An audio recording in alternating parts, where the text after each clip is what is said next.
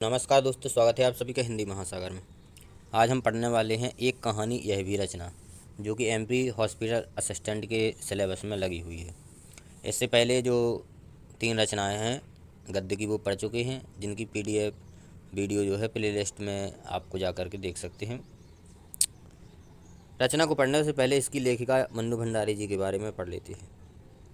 मन्नू भंडारी जी का जन्म हुआ था सन 1931 में, गांव भानपुरा, जिला मंदसौर, मध्य प्रदेश। तो इनका जन्म याद रखना, क्योंकि पूछा जाता है किस गांव में हुआ था। भानपुरा गांव में। परंतु उनकी इंटर तक की शिक्षा दीक्षा राजस्थान के अजमेर शहर में हुई। जन्म भानपुरा मंदसौर में हुआ, लेकिन जो 12वीं तक की पढ़ाई है वो राजस्थान के अजमेर शहर में हुई। बाद में उन्होंने हिंदी में एमए किया और दिल्ली के मिरांडा हाउस कॉलेज में अध्यापन कार्य से अवकाश प्राप्ति के बाद आजकल दिल्ली में रहकर स्वतंत्र लेखन कर रही हैं। स्वातंत्र्योत्तर हिंदी कथा साहित्य की प्रमुख हस्ताक्षर मन्नू भंडारी की प्रमुख रचनाएं, जिसमें कहानी संग्रह हैं उनके एक प्लेट सैलाब, मैं हार गई, यही सच है और त्रिशंकु। ये 4 उनके बहुत महत्वपूर्ण कहानी संग्रह हैं। कहानी संग्रह का मतलब होता है कि जिसमें एक साथ बहुत सारी कहानियाँ संग्रहित हों। अब एक प्लेट सैलाब एक कहानी ये है। अब इसमें और भी बहुत सारी कहानियाँ जो है एक साथ एक किताब में के रूप में जो है प्रकाशित कर दी जाती है, तो वो संग्रह कहलाता है। तो 4 इनके कहानी संग्रह हैं, एक प्लेट सैलाब, मैं हार गई, यही सच है और त्रिशंकु। 2 इनके बहुत प्रसिद्ध उपन्यास हैं, इसमें से आपका बंटी और महाभोज, ये दोनों इनके बहुत ही प्रसिद्ध उपन्यास हैं। आपका बंटी जो है बाल मनोविज्ञान पर आधारित उपन्यास है, और महाभोज जो है स्वार्थ की जो राजनीति है उसके ऊपर आधारित उपन्यास है। इसके अलावा उन्होंने फिल्म एवं टेलीविज़न धारावाहिकों के लिए भी पटकथाएँ लिखी हैं। हाल ही में एक कहानी यह भी नाम से उनका एक आत्मकथन का प्रकाशन हुआ है। आत्मकथ्य मतलब आत्मकथा के जैसे ही है, लेकिन आत्मकथा नहीं कह सकते, क्योंकि आत्मकथा जब लेखक लिखता है तो उसमें जो है पूरा क्रमबद्ध रूप से जो है जन्म से लेकर के और क्रमबद्ध रूप में वर्णन करता है। लेकिन इसको लेखिका ने स्वयं कहा है कि यह आत्मकथा नहीं, आत्मकथ्य है। मतलब इसमें पूरे जीवन की गाथा नहीं है, उनके लेखकी जीवन से संबंधित जो महत्वपूर्ण बातें हैं उसके उनके बारे में उन्होंने लिखा है। उनकी साहित्यिक उपलब्धियों के लिए हिंदी अकादमी के शिखर सम्मान सहित उन्हें अनेक पुरस्कार प्राप्त हो चुके हैं, जिनमें से भारतीय भाषा परिषद का पुरस्कार, कोलकाता राजस्थान संगीत नाटक अकादमी पुरस्कार, उत्तर प्रदेश हिंदी संस्थान पुरस्कार शामिल हैं। मन्नू भंडारी की कहानियाँ हों या उपन्यास, उनमें भाषा और शिल्प की सादगी तथा प्रामाणिक अनुभूति मिलती है। उनकी रचनाओं में स्त्री मन से जुड़ी अनुभूतियों की अभिव्यक्ति भी देखी जा सकती है, क्योंकि वो स्वयं एक स्त्री हैं, तो स्त्री के मन की क्या मनोदशा होती है उसके बारे में भी आपको उनकी रचनाओं में देखने को मिलेगा।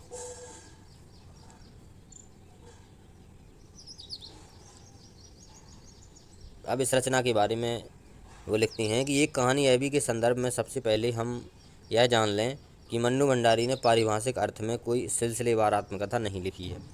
अपने आत्मकथ्य में उन्होंने उन व्यक्तियों और घटनाओं के बारे में लिखा है जो उनके लेखकी जीवन से जुड़े हुए हैं। मतलब उन्होंने कोई क्रमबद्ध रूप से जो है अपनी आत्मकथा नहीं लिखी, वो स्वयं कह रही हैं। उन्होंने इस रचना में उन्होंने उन घटनाओं, उन व्यक्तियों के बारे में ही लिखा है जो उनके लेखक जीवन से जुड़े हुए हैं। संकलित अंश में मन्नू भंडारी जी के किशोर जीवन से जुड़ी कुछ घटनाएं, उनके पिताजी और उनकी कॉलेज की प्राध्यापिका शीला अग्रवाल का व्यक्तित्व विशेष तौर पर उभर कर आया है, जिन्होंने आगे चलकर उनके लेखकी व्यक्तित्व के निर्माण में महत्वपूर्ण भूमिका निभाई। लेखिका ने यहाँ बहुत ही खूबसूरत से साधारण लड़की के एक असाधारण बनने के प्रारंभिक पड़ावों को भी प्रकट किया। सन 1946 की आज़ादी की आंधी ने मन्नू भंडारी जी को भी अछूता नहीं छोड़ा। मतलब वो भी आज़ादी के आंदोलन में शामिल हुई। छोटे शहर की युवा होती लड़की ने आज़ादी की लड़ाई में जिस तरह भागीदारी की, उसमें उसका उत्साह, ओज, संगठन क्षमता और विरोध करने का तरीका देखते ही बनता है। मतलब उन्होंने भी बहुत बढ़ चढ़ के आज़ादी के आंदोलन में भाग लिया। अब अपन पढ़ने वाले हैं एक कहानी, यह भी रचना उनकी। जन्मी तो मध्य प्रदेश के भानपुरा गांव में थी, लेकिन मेरी यादों का सिलसिला शुरू होता है अजमेर के ब्रह्मपुरी मोहल्ले के उस 2 मंजिला मकान से। अजमेर माना राजस्थान के कौन से मोहल्ले? ब्रह्मपुरी मोहल्ले। जिसकी ऊपरी मंजिल में पिताजी का साम्राज्य था, जहाँ वे निहायत अव्यवस्थित ढंग से फैली बिखरी पुस्तकों, पत्रिकाओं और अखबारों के बीच या तो कुछ पढ़ते रहते थे या फिर डिक्टेंशन देते रहते थे। नीचे हम सब भाई बहनों के साथ रहती थी हमारी बेपढ़ी लिखी व्यक्तित्वहीन माँ। ये बहुत महत्वपूर्ण है कि उन्होंने अपनी माँ के बारे में क्या कहा है, बिना पढ़ी लिखी। मतलब उनकी माता राम जो थी मन्नू भंडारी जी की, वो पढ़ी लिखी नहीं थी, तो उन्होंने कहा है कि हमारी माँ बेपढ़ी लिखी और व्यक्तित्वहीन माँ कहा है उन्होंने। ये महत्वपूर्ण है। सवेरे से शाम तक हम सबकी इच्छाओं और पिताजी की आज्ञाओं का पालन करने के लिए सदैव तत्पर रहती थी। मतलब उनकी माताजी बच्चों की इच्छा पूरी करने, पति की इच्छा पूरी करने, इसी में अपना होना ने अपना पूरा जीवन जो है गुजार दिया।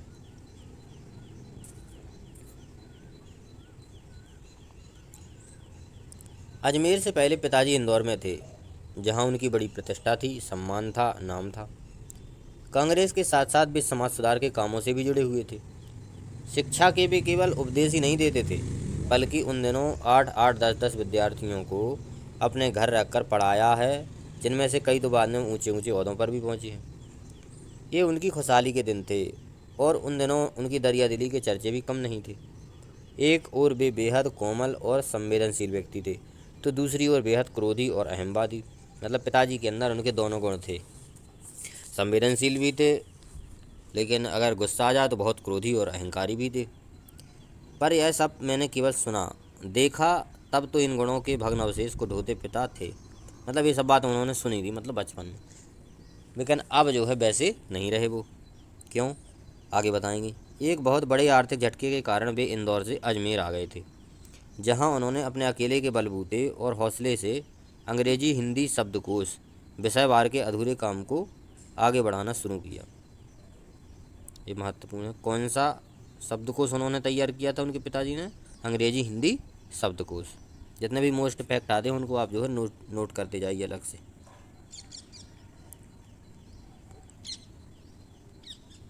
यह शब्दकोश अपनी तरह का पहला और अकेला शब्दकोश था। इसने उन्हें यश और प्रतिष्ठा तो बहुत दी, पर अर्थ नहीं। शायद गिरती आर्थिक स्थिति ने ही उनके व्यक्तित्व के सारे सकारात्मक पहलुओं को निचोड़ना शुरू कर दिया। सिकुड़ती आर्थिक स्थिति के कारण और अधिक विस्फारित उनका यह अहम उन्हें इस बात की अनुमति नहीं देता था कि वे कम से कम अपने बच्चों की तो आर्थिक व्यवस्थाओं का भागीदार बनाएं। नवाबी आदतें, अधूरी महत्वाकांक्षाएं, हमेशा शीर्ष पर रहने के बाद हाशिए पर सरकते चले जाने की यातना, क्रोध बनकर हमेशा माँ को कपाती और थर्राती रहती थी। अपने हाथों के विश्वासघात, अपनों के हाथों की जाने वाली विश्वासघात की गहरी चोटें होंगी वे जिन्होंने सबका आंख मूंद कर विश्वास करने का काम किया। मतलब उन्हें जब वो इंदौर से अजमेर आए थे तो एक उन्हें आर्थिक झटका जो है लग गया था, उसमें भी उनके जो अपने लोग थे उन्होंने ही उन्हें धोखा दिया था। इस कारण वो इंदौर से अजमेर आ गए थे। तभी से वो जो है क्रोधी स्वभाव के हो गए थे, और वो अपना क्रोध जो है अपनी पत्नी पर यानी मन्नू भंडारी जी की माता जी पर निकाला करते थे। तो बाद में उनके पिताजी को इतना शकी बना दिया था कि जब तब हम लोग भी उसकी चपेट में आ जाते थे। मतलब बाद में जब अपनों से विश्वासघात कर दिया लोगों ने, अपनों ने, तब वो बहुत शक की स्वभाव उनका हो गया था। तो इसकी चपेट में कभी कभी बच्चे भी जो है मन्नू भंडारी लोग भी आ जाया करते थे। पर यह पितृगाथा में इसलिए नहीं गा रही कि मुझे उनका गौरवगान करना है, बल्कि मैं तो यह देखना चाहती हूँ कि उनके व्यक्तित्व की कौन सी खूबी और खामियाँ मेरे व्यक्तित्व के ताने बाने में गुथी हुई हैं, या कि अनजाने अनचाहे किए उनके व्यवहार ने मेरे भीतर किन ग्रंथियों को जन्म दे दिया। मैं काली हूँ, बचपन में दुबली और मरियल भी थी, जो महत्वपूर्ण है, अपनी विशेषता बता रही कि मन्नू भंडारी जी क्या कह रही, मैं कैसी हूँ, मेरा रंग काला है और मैं दुबली और मरियल भी थी बचपन में। मतलब बहुत कमज़ोर सी लड़की थी। गोरा रंग पिताजी की कमज़ोरी थी। मतलब उनके पिताजी को कौन सा रंग पसंद था? गोरा। लेकिन लेखिका कैसी थी? काले रंग की। सो बचपन से ही मुझसे 2 साल बड़ी, खूब गोरी और स्वस्थ हंसमुख बहन सुशीला, तो इनकी बड़ी बहन का नाम क्या था? सुशीला, जो कि इनसे कितनी बड़ी थी? 2 साल। इनसे बहुत गोरी भी थी और हंसमुख भी थी। हर बात में इनके पिताजी मेरी तुलना सुशीला से करते थे और फिर उसकी प्रशंसा करते थे। क्या इसी प्रशंसा ने मेरे भीतर ऐसे गहरे हीन भाव की ग्रंथि पैदा नहीं कर दी कि नाम, सम्मान और प्रतिष्ठा पाने के बावजूद आज तक मैं उससे उबर नहीं पाई हूँ। मतलब जो बचपन में भेदभाव होता था उसका प्रभाव मन्नू भंडारी जी के ऊपर इतना पड़ा कि आज इतनी बड़ी लेखिका हो गई, तो सभी जगह नाम है, प्रतिष्ठा, सम्मान, लेकिन फिर भी वो उस बात से जो है बाहर नहीं निकल पा रही। आज भी परिचय करवाते समय जब कोई कुछ विशेषता लगाकर मेरी लेखिकी उपलब्धियों का जिक्र करने लगता है तो मैं संकोच से सिमट ही नहीं जाती, बल्कि गड़ने को हो आती हूँ। शायद अचेतन की किसी परत के नीचे दबी हुई इसी हीन भावना के चलते मैं अपनी किसी भी उपलब्धि पर भरोसा नहीं कर पाती। मतलब जो बचपन में हीन भावना उनके अंदर भर गई थी, उसके कारण वो आज भी अपनी उपलब्धियों पर भरोसा नहीं कर पाती। सब कुछ मुझे तुक्का ही लगता है। पिताजी के जिस शक्ति स्वभाव पर मैं कभी कभी भन्ना जाती थी, आज एकाएक अपने खंडित विश्वासों की व्यथा के नीचे मुझे उनके शक्ति स्वभाव की झलक ही दिखाई देती है। बहुत अपनों के यहाँ तो विश्वासघात की गहरी व्यथा से उपजा शक, होश संभालने के बाद से ही जिन पिताजी ने किसी न किसी बात पर हमेशा मेरी टक्कर चलती रहती, वे तो ना जाने कितने रूपों में मुझ में हैं। कहीं कुंठाओं के रूप में, कहीं प्रतिक्रिया के रूप में, तो कहीं प्रतिछाया के रूप में। मतलब उनके पिताजी से जो है इनकी हर जो बातें हैं उन पर क्या हो रहा, विरोध हो जाया करता था, क्योंकि पिताजी का मानना कुछ और होता था, इनका मानना कुछ और। तो आगे वो कह रहे हैं कि ना चाहते हुए भी पिताजी के जो है काफ़ी गुण मेरे अंदर आ गए हैं। केवल बाहरी भिन्नता के आधार पर अपनी परंपरा और पीढ़ियों को नकारने वालों को क्या सचमुच इस बात का बिल्कुल एहसास नहीं होता कि उनका आसन्न अतीत किस कदर उनके भीतर जड़ जमाए बैठा रहता है। समय का प्रवाह भले ही हमें दूसरी दिशाओं में बहाकर ले जाए, स्थितियों का दबाव भले ही हमारा रूप बदल दे, हमें पूरी तरह उससे मुक्त तो नहीं कर सकता। पिता के ठीक विपरीत थी हमारी बेपढ़ी लिखी माँ, जो कि वो पहले ही कह चुकी हैं। माता कैसी थी? बिना पढ़ी लिखी। धरती से कुछ ज़्यादा ही धैर्य और सहन शक्ति थी उनमें। मतलब बहुत ज़्यादा सहन शक्ति उनकी माता जी के अंदर थी। पिताजी की हर ज्यादती को अपना प्राप्य और बच्चों की हर उचित अनुचित फरमाइश और जिद को अपना फर्ज समझकर बड़े सहज भाव से स्वीकार करती थी वे। जिंदगी भर उन्होंने अपने लिए कुछ नहीं मांगा, चाहा नहीं, केवल दिया है। हम भाई बहनों का सारा लगाव शायद सहानुभूति से उपजा माँ के साथ था, लेकिन निहायत असहाय मजबूरी में लिपटा उनका यह त्याग कभी मेरा आदर्श न बन सका। न उनका त्याग, न उनकी सहिष्णुता। खैर जो भी हो, अब यह पैतृक पुराण यहीं समाप्त कर अपने पर लौटती हूँ। मतलब जो माता जी के उनके आदर्श हैं कि अपने बच्चों के लिए, अपने पति के लिए उन्होंने अपना पूरा जीवन खपा दिया, अपने लिए कभी कुछ नहीं मांगा। लेकिन लेखिका जी कह रही कि उनके इस गुण का हमारे ऊपर जो है, मेरे ऊपर कोई भी असर नहीं हुआ। अब यहीं पर परिवार की बात समाप्त करती हैं। अब आगे 5 भाई बहनों में सबसे छोटी मैं। तो लेखिका कितने भाई बहन थे? 5। मोस्ट है।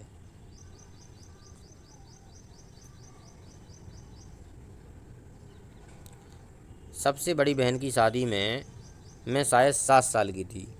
जब इनकी सबसे बड़ी वाली बहन की शादी हुई तब लेखिका की उम्र कितनी थी? 7 साल थी। उसकी एक धुंधली सी याद ही मेरे मन में है। लेकिन अपने से 2 साल बड़ी बहन सुशीला और मेरे घर के बड़े से आंगन में बचपन के सारे खेल खेले। सतोलिया, लंगड़ी टांग, पकड़म पकड़ाई, काली टोपी, तो कमरों में गुड्डे गुड़ियों की ब्याह भी रचाए। मतलब जो खेल बच्चे बचपन में लड़कियां खेलती हैं वो सभी प्रकार के खेल मन्नू भंडारी जी ने खेले, चाहे सतोलिया हो, लंगड़ी टांग हो, पकड़म पकड़ाई हो, काली टोली हो, या कमरे में गुड्डे गुड़ियों का विवाह रचाना हो। पास पड़ोस की सहेलियों के साथ यों खेलने को हमने भाइयों के साथ गिल्ली डंडा भी खेला, पतंग उड़ाने, कांच पीस कर मांझा सूतने का काम भी किया। लेकिन उनकी गतिविधियों का दायरा घर के बाहर ही अधिक रहता था। हमारी सीमा थी घर। हाँ, इतना ज़रूर था कि उस ज़माने में घर की दीवारें घर तक ही समाप्त नहीं हो जाती थीं, बल्कि पूरे मोहल्ले तक फैली रहती थी। मतलब उस समय एक ऐसा समय था कि घर से, मतलब घर की 4 दीवारी नहीं, मतलब पूरा मोहल्ला भी घर के समान ही हुआ करता था। किसी भी घर में जा कर के आप किन्हीं भी बच्चों के साथ जो है खेल सकते हैं। आजकल ऐसा माहौल आपको शहर में देखने को नहीं मिलेगा। इसीलिए मोहल्ले के किसी भी घर में जाने पर कोई पाबंदी नहीं थी, बल्कि कुछ घर तो परिवार का हिस्सा ही थे। आज तो मुझे बड़ी शिद्दत के साथ यह महसूस होता है कि अपनी ज़िंदगी खुद जीने के इस आधुनिक दबाव में महानगरों के फ्लैट में रहने वालों को हमारे इस परंपरागत पड़ोस कल्चर से विच्छिन्न करने करके हमें कितना संकुचित, असहाय और असुरक्षित बना दिया है। मतलब जो लेखिका कह रहे हैं कि जो महानगरों में, बड़े बड़े महानगरों में रहने वाले लोग हैं, वो लोग जो पड़ोस कल्चर होता है जो कि गांव में आपको देखने को मिलेगा, उससे जो है बहुत ही दूर हो चुके हैं वो लोग। इस दूरी के कारण माहौल भी महानगरों का कैसा रहता है, असुरक्षित, असहाय, संकुचित, किसी से कोई मतलब नहीं, अपने काम से काम रखना, पड़ोस में क्या हो रहा है इससे कोई मतलब नहीं है। लेकिन ग्रामीण क्षेत्र में ऐसा नहीं होता है, वहाँ पर तो सभी एक दूसरे के सुख दुख में साथ ही रहते हैं। मेरी कम से कम 1 दर्जन आरंभिक कहानियों के पात्र इसी मोहल्ले के हैं जहाँ मैंने अपनी किशोरावस्था गुजार अपनी युवावस्था का आरंभ किया था। मतलब जो कहानियाँ उन्होंने लिखी हैं शुरुआत की, तो जो उनमें पात्रों के नाम आए हैं वो इन्हीं मोहल्ले के हैं जहाँ पर वो रहा करती थी। एक दो को छोड़कर उनमें से कोई भी पात्र मेरे परिवार का नहीं है। बस इनको देखते सुनते इनके बीच में ही बड़ी हुई थी। लेकिन इनकी छाप मेरे मन पर कितनी गहरी थी, इस बात का एहसास तो मुझे कहानियाँ लिखते समय हुआ। इतने बरसों के अंतराल ने भी उनकी भावभंगिमा, भाषा किसी को भी धुंधला नहीं किया और बिना किसी विशेष प्रयास के बड़े सहज भाव से भी उतरते चले गए। उसी समय के दास साहब अपने व्यक्तित्व की अभिव्यक्ति के लिए अनुकूल परिस्थितियां पाते ही महाभोज में इतने बरसों बाद कैसे एकाएक जीवित हो उठे, यह मेरे लिए अपने लिए आश्चर्य का विषय था। मतलब जो उनका महाभोज उपन्यास है उसमें दा साहब और शुक्ल बाबू ऐसे पात्र हैं जो नेता है। तो जो दा साहब हैं वो भी एक कैरेक्टर जो है जिस मोहल्ले में वो रहती थी वहीं से उन्होंने उठाया था उस महाभोज उपन्यास में जो दा साहब आए हैं। उस समय तक हमारे परिवार में लड़की के विवाह के लिए अनिवार्य योग्यता थी 16 वर्ष की उम्र और शिक्षा में मैट्रिक। तो उस समय पर उनके परिवार में विवाह के लिए क्या योग्यता थी, मतलब लड़की 16 साल की हो गई और 10वीं तक पढ़ गई तो वो विवाह करने के लिए योग्य हो गई और उसका विवाह कर दिया जाता था। सन 1944 में सुशीला ने यह योग्यता प्राप्त की और उसकी शादी हो गई और वो कोलकाता चली गई। तो जो उनकी बड़ी बहन सुशीला थी उसकी शादी कहाँ हुई थी, कोलकाता में।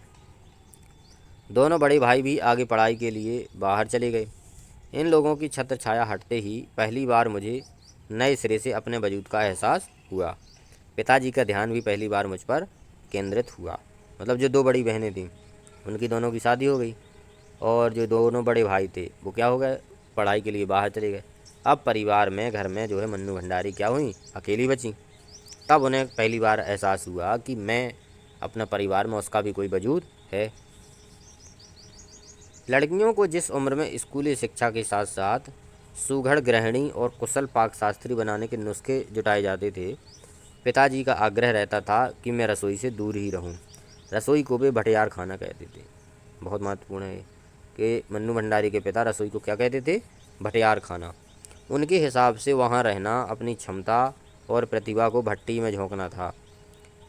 तो वो उनके पिताजी कहते थे कि तुम जो है रसोई घर में मत जाया करो, वहाँ रहने से अपनी क्षमता और प्रतिभा को भट्टी में झोंकना है और कुछ नहीं है। घर में आए दिन विभिन्न राजनीतिक पार्टियों के जमावड़े होते थे और जमकर बहस होती थी। मतलब जो उनके घर में राजनीतिक पार्टियों के लोग होते थे, आज़ादी का आंदोलन चल रहा था तो उनके घर में अक्सर जो है लोग आया जाया करते थे।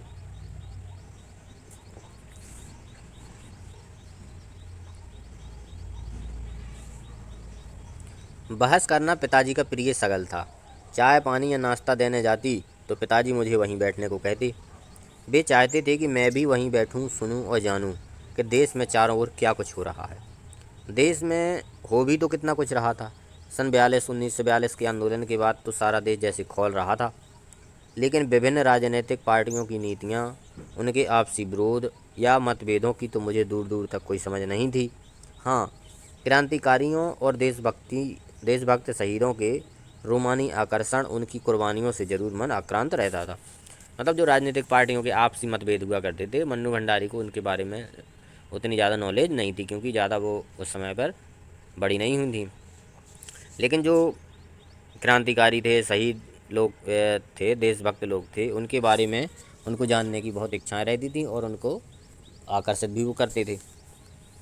10वीं कक्षा तक यही आलम रहा, मतलब लोग बाग घर में आते रहे, बहसें होती रहीं, वो जा करके वहीं बैठ करके सुनती रहीं। बिना किसी खास समझ के मेरे घर में होने वाली बहसें मैं सुनती थी और बिना चुनाव किए, बिना लेखक की अहमियत से परिचित हुए किताबें भी पढ़ती थी। सन 1945 में जैसे ही 10वीं पास करके मैं फर्स्ट ईयर में आई, हिंदी की प्राध्यापिका शीला अग्रवाल से परिचय हुआ। बहुत महत्वपूर्ण कैरेक्टर है। हिंदी की प्राध्यापिका कौन थी उनकी? शीला अग्रवाल। उस समय पर 10वीं के बाद ही जो है फर्स्ट ईयर शुरू हो जाया करती थी। आजकल तो पहले 12वीं होती है, फिर फर्स्ट ईयर होती है। उस समय पर 10वीं के बाद ही फर्स्ट ईयर हो जाती थी। सावित्री गर्ल्स हाई स्कूल में, जहाँ मैंने ककहरा सीखा, 1 साल पहले ही कॉलेज बना था और वे इसी साल नियुक्त हुई थी। तो कौन से स्कूल में पढ़ी थी वो? Savitri girls high school. यहाँ पर उन्होंने ककहरा मतलब बिल्कुल छोटा से शुरुआत, 1 से शुरुआत की थी। यह 1 साल पहले ही कॉलेज बना था और वे इसी साल नियुक्त होकर के आई थी। कौन? शीला अग्रवाल। क्या पढ़ाती थी? हिंदी। उन्होंने बाकायदा साहित्य की दुनिया में मेरा प्रवेश करवाया। मात्र पढ़ने को चुनाव करके पढ़ने में बदला। खुद चुन चुन कर किताबें दी, पढ़ी हुई किताबों पर बहसें की। तो 2 साल बीतते न बीतते साहित्य की दुनिया में शरद प्रेमचंद से बढ़कर जैनेन्द्र, अज्ञे, यशपाल, भगवती चरण वर्मा तक फैल गई और फिर फैलती ही चली गई। मतलब जैसे ही मन्नू भंडारी जी के जीवन में हिंदी की प्राध्यापिका शीला अग्रवाल जी आई, तो उन्होंने फिर जो मन्नू भंडारी जी की कोई भी किताब उठा ली और जो है पढ़ ली। इस आदत को, कौन सी किताब पढ़नी चाहिए, अच्छी अच्छी किताबें पढ़नी चाहिए, तो उनको छांट करके पढ़ना शुरू किया। क्या पढ़ना चाहिए, क्या ज़रूरी है, और वो अच्छी अच्छी किताबें स्वयं उनको ला करके देती थीं और पढ़ती थीं और उन पर बहस करती थीं। तो इस प्रकार से उन्होंने शरद चंद्र बांग्ला साहित्यकार से लेकर के हिंदी के प्रेमचंद, जैनेन्द्र, अज्ञे, यशपाल वर्मा जी तक और सभी को पढ़ डाला। उस समय जैनेन्द्र जी के छोटे छोटे सरल सहज वाक्यों वाली शैली ने बहुत आकृष्ट किया। सुनीता उपन्यास मुझे बहुत अच्छा लगा, जो कि जैनेन्द्र जी का है। अज्ञे का उपन्यास शेखर एक जीवनी भी जरूर पढ़ा। इनको याद रखना है कि किस उपन्यास की बात उन्होंने अपनी आत्मकथा में की है। तो जैनेन्द्र के सुनीता उपन्यास की और अज्ञे के शेखर एक जीवनी उपन्यास की। उस समय वह मेरी समझ के सीमा के दायरे में समा नहीं पाया। कुछ समय बाद नदी का द्वीप पड़ा, यह भी अज्ञे का है। उसने मेरे मन पर इस कदर बांधा कि उसे झोंक में शेखर को फिर से पड़ गई, इस बार कुछ समझ के साथ। शायद मूल्यों का मंथन का युग था। पाप पुण्य, नैतिक अनैतिक, सही गलत की बनी बनाई धारणाओं को आगे प्रश्न चिन्ह नहीं लग रहे थे, उन्हें ध्वस्त भी किया जा रहा था। इसी संदर्भ में मैंने जैनेन्द्र का त्यागपत्र, यह भी किसका उपन्यास है? जैनेन्द्र का।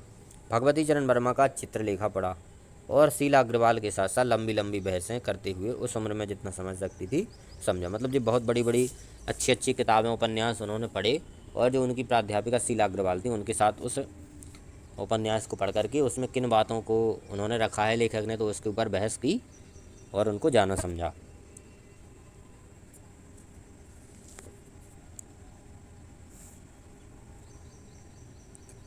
शीला अग्रवाल ने साहित्य का दायरा ही नहीं बढ़ाया था, बल्कि घर की चार दीवारी के नीचे बैठकर देश की स्थितियों को जानने समझने का जो सिलसिला पिताजी ने शुरू किया था, वहाँ से खींचकर उसे भी स्थितियों की सक्रिय भागीदारी में बदल दिया। 46-47 के दिन स्थितियाँ, वैसे भी घर में बैठे रहना संभव नहीं था भला। प्रभात फेरियाँ, हड़तालें, जुलूस, भाषण, हर शहर का चरित्र था। मतलब चारों ओर वही चल रहा था। पूरे दमखम और जोश खरोश के साथ इन सबसे जुड़ना हर युवा का उन्माद था। मैं भी युवा थी और शीला अग्रवाल की जोशीली बातों ने रगों में बहते खून को लावे में बदल दिया। मतलब जो बातें वो स्वतंत्रता संग्राम से संबंधित घर में बैठ कर के सुना करती थी, शीला अग्रवाल जी ने उनको जब समझाया तो वो जा कर के उन आंदोलनों में सक्रिय रूप से स्वयं भूमिका निभाने लगी। स्थिति यह हुई कि एक बवंडा शहर में मचा हुआ था और एक घर में। पिताजी की आज़ादी की सीमा यहीं तक थी कि उनकी उपस्थिति में घर में आए लोगों के बीच बैठूं, उठूं और जानूं समझूं। हाथ उठाकर नारे लगाती, हड़तालें करवाती, लड़कों के साथ शहर की सड़कें नापती लड़की।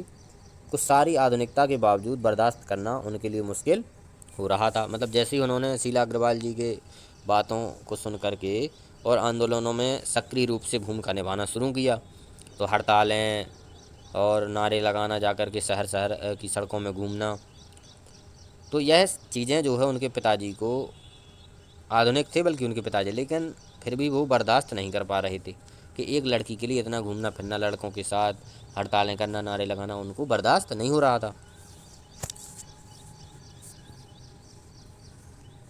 तो किसी के दी हुई आज़ादी के दायरे में चलना मेरे लिए, तो पिताजी खां उनके जो है घर से बाहर ये नारेबाजी ये चीज़ें अच्छी नहीं लग रही थी, लेकिन जो मन्नू भंडारी थी उनको पिताजी के जो किसी के दी हुई जो है आज़ादी के दायरे में चलना उनके लिए मुश्किल हो रहा था। जब रगों में लहू की जगह लावा बहता हो तो सारे निषेध, सारी वर्जनाएं, सारा भय कैसे ध्वस्त हो जाता है, यह तभी जाना। और अपने क्रोध से सबको थरथरा देने वाले पिताजी से टक्कर लेने का सिलसिला जो तब शुरू हुआ, तो राजेंद्र से शादी की तब तक वह चलता ही रहा। तो उन्होंने जो राजेंद्र जी हैं एक साहित्यकार, उन्होंने शादी की थी। तो ये भी महत्वपूर्ण बात है कि शादी किससे की थी, राजेंद्र जी से, जो कि उन्होंने अपने मन से शादी की थी, उनकी पिताजी से उनकी सहमति नहीं थी। तो इसमें भी उनका जो है टकराव चलता रहा। यश कामना, बल्कि कहूँ कि यश लिप्सा पिताजी की सबसे बड़ी दुर्बलता थी, और उनके जीवन की धुरी यह थी, यह सिद्धांत कि व्यक्ति को कुछ विशिष्ट बनकर जीना चाहिए, कुछ ऐसे काम करना चाहिए कि समाज में उसका नाम हो, सम्मान हो, प्रतिष्ठा हो, वर्चस्व हो। इसके चलते ही मैं दो एक बार उनके कोप से बच गई थी। एक बार कॉलेज से प्रिंसिपल का पत्र आया कि पिताजी आकर मिलें और बताएं कि मेरी गतिविधियों के कारण मेरे खिलाफ अनुशासनात्मक कार्यवाही क्यों न की जाए। पत्र पढ़ते ही पिताजी आग बबूला हो गए। यह लड़की मुझे कहीं मुँह दिखाने के लायक नहीं रखेगी, पता नहीं क्या क्या सुनना पड़ेगा वहाँ जाकर। 4 बच्चे पहले भी पढ़े हैं, किसी ने यह दिन नहीं दिखाया। गुस्से से भन्नाते हुए वे गए थे। लौटकर क्या कहर बरपा होगा इसका अनुमान था। सो मैं पड़ोस के एक मित्र के यहाँ जा कर के बैठ गई और माँ को कह दिया कि जब लौट कर आएँ और बहुत कुछ गुबार निकल जाए तब बुलाना। मतलब जो उनके कॉलेज की प्रिंसिपल थी, उन्होंने एक बार पत्र भेजा कि आपकी लड़की जो है की गतिविधियों को देखते हुए हम लोग बहुत परेशान हैं, और आप हमें मिलकर आकर बताइए कि इनके खिलाफ़ क्यों ना कोई अनुशासनात्मक कार्रवाई की जाए। तो जैसे ही पिताजी ने पत्र पढ़ा वो आग बबूला हो गए और गुस्सा में यहाँ से भन्नाते हुए गए कॉलेज। लेकिन जब माँ ने आकर कहा कि बे तो खुश ही हैं, चली चल, तो विश्वास नहीं हुआ। गई तो सही, लेकिन डरते डरते। सारे कॉलेज की लड़कियों पर इतना रौब है तेरा, सारा कॉलेज तुम 3 लड़कियों के सारे पर चल रहा है। प्रिंसिपल बहुत परेशान थी और बार बार आग्रह कर रही थी कि मैं तुझे घर बैठा लूँ, क्योंकि बे लोग किसी तरह डरा धमका कर, डांट डपट कर लड़कियों को क्लास में भेजते हैं, और अगर तुम एक इशारा कर दो कि क्लास छोड़कर बाहर आ जाओ तो सारी लड़कियां निकल कर मैदान में जमा होकर नारे लगाने लगती हैं। तुम लोगों के मारे कॉलेज चलाना मुश्किल हो गया है उन लोगों के लिए। कहाँ तो जाते समय पिताजी मुँह दिखाने से घबरा रहे थे, कहाँ बड़े गर्व से कहकर आए कि यह तो पूरे देश की पुकार है, इस पर कोई कैसे रोक लगा सकता है भला। बेहद गदगद स्वर में पिताजी यह सब सुनाते रहे। मैं अवाक माने बिल्कुल चुपचाप खड़ी सुनती रही। मुझे ना अपनी आंखों पर विश्वास हो रहा था, ना अपने कानों पर यह हकीकत थी। मतलब जब पिताजी उनके गए कॉलेज और उनके प्रिंसिपल ने बताया कि ये 3 लड़कियां जो हैं इन्हीं के इशारे पर पूरा कॉलेज चल रहा है, पिताजी ने उनके सुना तो उन्हें बहुत गर्व महसूस हुआ, और वहाँ पर जो है कहकर आए कि अब यह तो आंदोलन की पुकार तो पूरे देश की है, अब इस पर कैसे रोक लगाई जा सकती है। एक घटना और बता दी हूँ। आज़ाद हिंद फौज के मुकदमे का सिलसिला था। सभी कॉलेज, स्कूल, दुकानों के लिए हड़ताल का आह्वान था। जो नहीं कर रहे थे तो छात्रों का एक बहुत बड़ा समूह वहां जाकर के हड़तालें करवा रहा था। शाम को अजमेर का पूरा विद्यार्थी वर्ग चौपड़ यानी मुख्य बाजार को जो चौराहा था वहां पर इकट्ठा हुआ और फिर हुई भाषणबाजी। इसी बीच पिताजी के एक निहायत दकियानूसी मित्र ने आकर अच्छी तरह पिताजी की लू उतारी। अरे उस मन्नू की तो मती मारी गई है, पर भंडारी जी आपको क्या हुआ? ठीक है आपने लड़कियों को आज़ादी दी, पर देखते आप जाने कैसे कैसे उल्टे सीधे लड़कों के साथ हड़तालें करती, हुड़दंग मचाती फिर रही हो है। हमारे आपके घरे की लड़कियों को क्या यह शोभा देता है? ना कोई मान मर्यादा, इज्जत आबरू का ख्याल रह गया है क्या आपको, या नहीं? तो जब वो अजमेर में भाषण दे रही थी तो उनके एक दकियानूसी मित्र थे उनके पिताजी के, उन्होंने देखा और जा करके घर में उनके पिताजी के कान भर दिए कि जो है लड़की तुम्हारी जो है उल्टे सीधे लड़कों के साथ घूम रही है, क्या अच्छे घरों की लड़कियों की यह शोभा देता है? तो उनके पिताजी के उन्होंने खूब कान जो है भर दिए। अब भी आग लगा कर चले गए। पिताजी सारे दिन भभकते रहे। मतलब इन गुस्सा में जो है पिताजी आ गए, जैसे ही उनके मित्र ने जो है ये सब बातें बताएं। अब बस यही रह गया है कि लोग आकर घर कर थू थू करके चले जाएं। बंद करो इस मन्नू का घर से बाहर निकलना। और उन्होंने गुस्से में कहा कि इस मन्नू का आप घर से बाहर निकलना बंद करो। इस सबसे बेखबर में रात होने पर घर लौटी तो पिताजी के एक बेहद अंतरंग और अभिन्न मित्र ही नहीं, अजमेर के सबसे प्रतिष्ठित और सम्मानित डॉक्टर अम्बालाल जी बैठे थे। तो अजमेर शहर के सबसे प्रतिष्ठित सम्मानित डॉक्टर कौन थे? अम्बालाल जी। मुझे देखते ही उन्होंने बड़ी गर्मजोशी से स्वागत किया। आओ आओ मन्नू। मैं तो चौपड़ पर तुम्हारे भाषण सुनते ही सीधा भंडारी जी को बधाई देने चला आया। I am really proud of you. क्या तुम घर में घुसे रहते हो भंडारी जी? घर से भी निकला करो। Have you missed something? और वे धुआंधार तारीफ करने लगे। वे बोलते जा रहे थे। पिताजी के चेहरे का संतोष धीरे धीरे गर्व में बदलता जा रहा था। भीतर जाने पर माँ ने दोपहर के गुस्से वाली बात बताई और मैंने राहत की सांस ली। मतलब जो उनके दकियानूसी मित्र जो है पिताजी के कान भर कर चले गए थे, तो वो बेहद पूरे गुस्से में दिन भर बैठे रहे कि आने दो मन्नू भंडारी को। लेकिन जब शाम को मन्नू भंडारी आए तो उसी के पहले जो है अम्बालाल जी आ गए और उन्होंने काफ़ी उनकी मन्नू भंडारी जी की तारीफ़ कर दी। तो जो पिताजी का गुस्सा दिन भर का था, उनके मित्र ने जो कान भरे तो धीरे धीरे क्या हो गया, ठंडा हो गया और उनको फिर से अपनी बेटी पर गर्व हुआ। आज पीछे मुड़कर देखती हूँ तो इतना समझ में आता है, क्या उस समय मेरी उम्र थी, क्या मेरा भाषण रहा होगा। यह तो डॉक्टर साहब का स्नेह था जो उनके मुँह से प्रशंसा बनकर बह रहा था। यह भी हो सकता है कि आज से 50 साल पहले अजमेर जैसे शहर में चारों ओर उमड़ती भीड़ के बीच एक लड़की का बिना किसी संकोच और झिझक के यूँ धुआंधार बोलते चले जाना ही उनके इसके मूल में रहा हो। पर पिताजी कितनी तरह के अंतर्विरोधों के बीच जीते थे वे। एक ओर विशिष्ट बनने और बनाने की प्रबल लालसा, तो दूसरी ओर सामाजिक छवि के प्रति भी उतनी ही सजगता। पर क्या यह क्या संभव है? क्या पिताजी को इस बात का बिल्कुल भी एहसास नहीं था कि इन दिनों देश में इन दोनों का रास्ता ही टकराहट का है? मतलब वो कह रही मन्नू भंडारी जी,